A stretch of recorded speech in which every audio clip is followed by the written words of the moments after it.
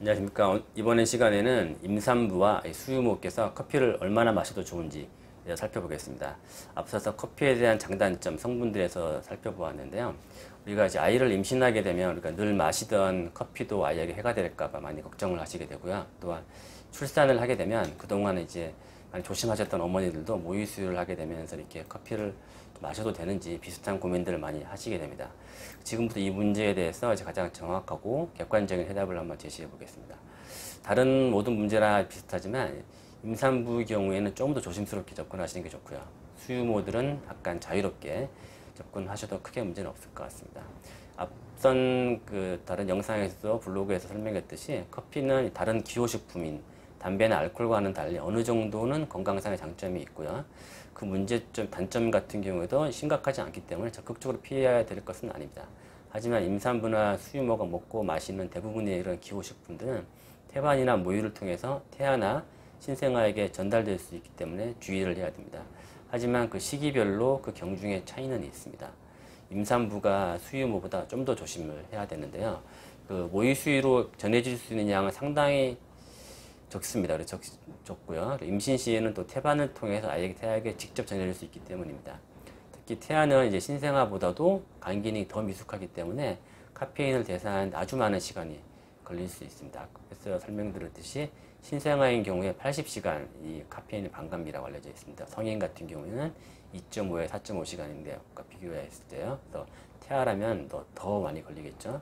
그리고 또한 임신 후반기에 가면 산모 몸에서도 카페인 대사 능력이 떨어져서 반감기가 15시간 정도로 늘어나기 때문에 지금 몸에 오랜 시간 남아있기 때문에 카페인에 의한 부작용이 있을 가능성이 높게 되는 것이죠. 그래서 카페인 섭취를 좀 조심하는 것이 필요합니다.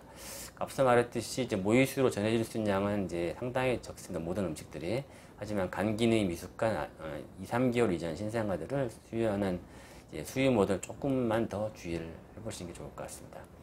임신 시에 커피를 마셔도 좋을까요? 과거에는 이제 커피를 포함한 모든 카페인을 임신 중에 이제 중단하라고까지 했었는데요. 최근 연구 결과에 따르면 몇 가지 주의사항만 지키신다면 적당량 섭취하는 것은 큰 문제는 없다. 이게 공통된 의견입니다. 임신 중에 어느 정도 카페인을 섭취하는 게 안전할까요? 여기에 대해서는 이제 미국 산부인과학회 권고 사항에 따르면 하루 200ml를 최대치로 권고합니다.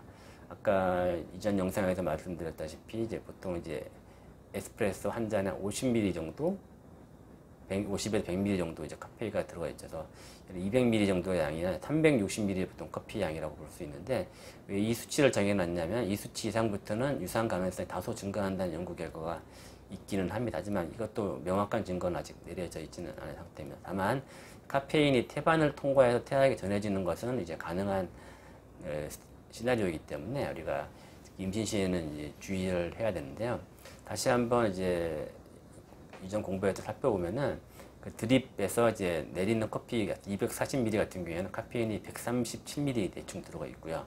이제 차 같은 경우에는 48ml 정도 들어가 있고 우리가 에너지 드링크 100ml 정도 들어가 있고요. 카페인이. 그리고 초콜릿, 소다에도 카페인이 있고요. 카페인 내리는 방식에 따라 카페인 함량에 따로 차이가 있을 수 있습니다. 따라서 잘 다니는 커피 가게에서 라벨이나 뉴트리션 데이터를 한번 확인해 보시는 것이 좋을 것 같습니다. 임신 중에 태아에게 카페인 영향을 줄 수 있을까요? 여기 이런 질문에 대해서는 좀 명확하지는 않습니다. 하지만 고카페인을 섭취한 일부에서는 유산의 확률이 높아졌다는 보고는 있습니다. 아직 결론이 내려져 있지는 않지만 카페인이 태반을 통과해서 태아에게 전해지는 건 확실하기 때문에 현재 지침 하루 200ml 이하로 카페인을 섭취하라는 게 현재 지침 상황입니다. 거기 임산부 자신에는 이제 카페인이 어떤 영향을 줄 수 있을까요? 여기에 대해서는 알코올을 분해하는 능력이 사람마다 다르듯이 카페인을 분해하는 능력도 사람마다 영향이 다를 수 있습니다. 기본적으로 카페인이 이뇨 효과가 있어서 이제 임신 중에 소변을 자주 보시게 되는데 임신 후에 소변을 또 커피 때문에 더 자주 보게 된 수가 있고요.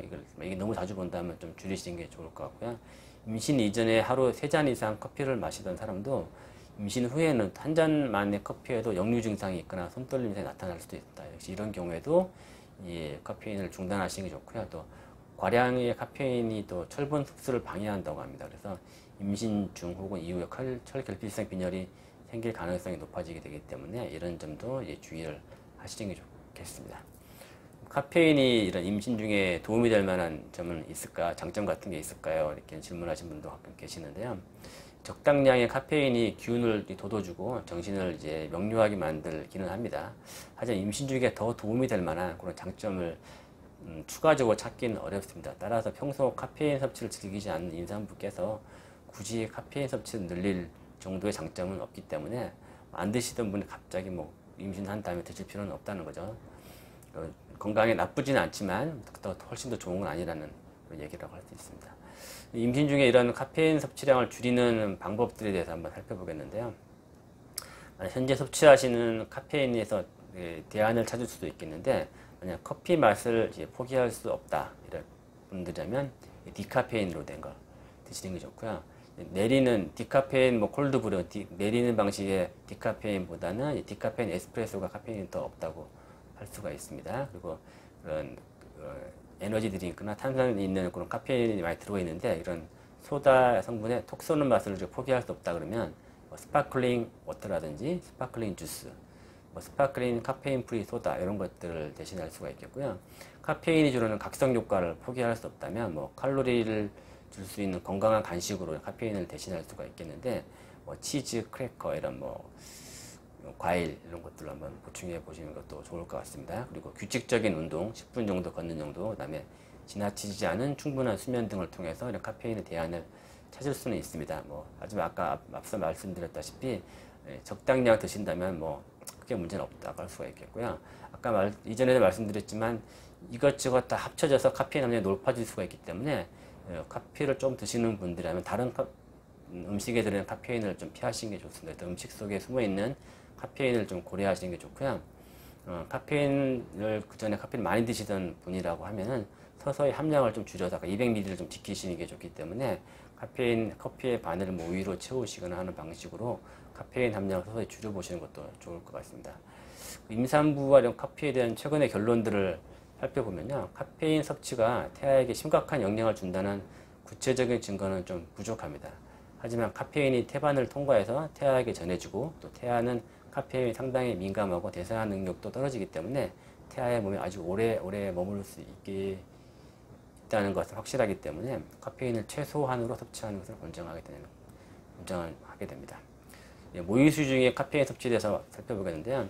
임신 중에 뭐 여러 음식도 조절하시고 고생을 하셨는데 출산 후에 모유수유를 하게 되면서 이걸 카페인을 계속 중단해야 될지 고민을 하시게 되는데, 모유를 통해서 어머니가 드시는 음식의 일부 성분은 다 전해질 수는 있습니다. 하지만 그 양이 상당히 작기 때문에 이로 인한 부작용의 빈도는 상당히 작다고 할 수 있습니다. 즉 조금 임신 시보다는 좀 더 덜 조심하셔도 좋다는 의미입니다.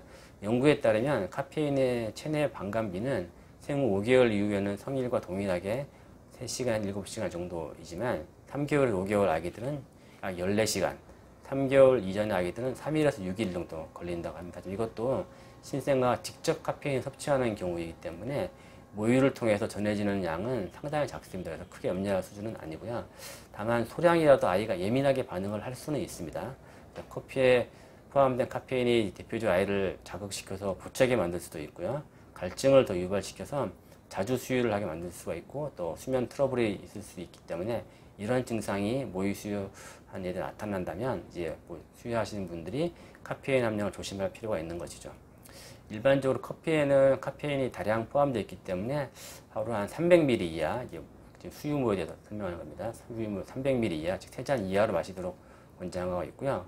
커피나 차 이외에 초콜릿, 탄산음료, 허브차, 약 이런 데 카페인이 포함될 수 있기 때문에 이것도 다 합쳐서 고려해야 됩니다. 결론적으로 이렇게 수유하신 분들에 대해서 정리를 해보자면 커피는 하루 한두 잔 이내로 마시고요. 가능하면 카페인이 제거된 커피나 탄산음료를 마시는 것이 좋고 생후 5개월에서 6개월 이전에는 조금 더 조심할 필요가 있습니다. 수유모에 대한 카페인 섭취 권장량은 임산부와 유사하게 미국 산부인과학회에서는 하루 200ml로 권장하고 있고요. 미국 CDC나 국제모유수유학회에서는 하루 300ml를 수유모 카페인 섭취 권장량으로 300ml 이하 권장하고 있습니다. 그리고 카페인이 특히 많이 있을 수 있는 그런 커피들이 있죠. 아까 콜드브루가 카페인이 좀 더 많기 때문에 콜드브루 아이스 커피라든지 일반 커피에 에스프레소 샷을 추가하는 경우에는 카페인 함량이 증가될 수 있기 때문에 이런 경우는 수유하시는 경우 조금 자제하시는 것이 좋을 것 같습니다. 이상 카피에 대해서 설명을 드렸습니다. 감사합니다.